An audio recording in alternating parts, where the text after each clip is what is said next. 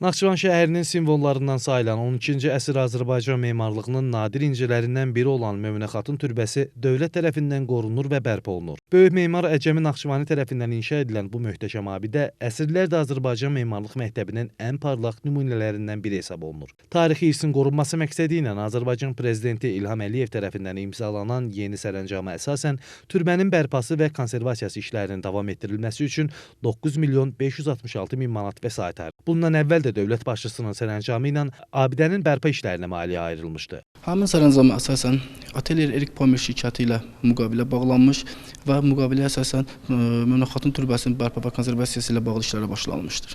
İlkin olaraq bərpa və konservasiyanın aparılması üçün infrastruktur yaradılmış, daha sonra cəlb olunmuş mütəxəssislərlə ölçmə və tədqiqat işləri aparılmış və müəyyən nümunələr götürülərək analiz üçün laboratoriyalara göndərilmişdir. Cari ildə isə türbə ətrafında əvvəlcə drenaj sisteminin qurulması, daha sonra isə bərpa işlərinin başlanılması nəzərdə tutulubdur. Xüsusilə 70-80-ci illərdə bu abidə bərpa olunmuşdu və onun bünövrəsində qazıntı işləri aparıldığına görə bünövrə bir qədər əyilmişdi. Daha sonraki bərpa işləri zamanı abidənin dam örtüyündə müəyyən qüsurlar meydana çıxmışdı. Dam örtüyü düzgün bərpa olunmadığına görə yağış suları belə deyək ki, dam örtüyünün altına, oradan isə abidənin divarlarına sızır.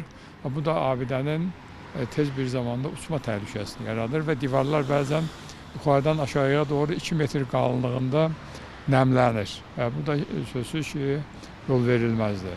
Belə bilirəm ki, abidə ətrafında artıq qurun sularının yoxlanması ilə də bağlı müəyyən proseslər artıq aparılmaqdadır.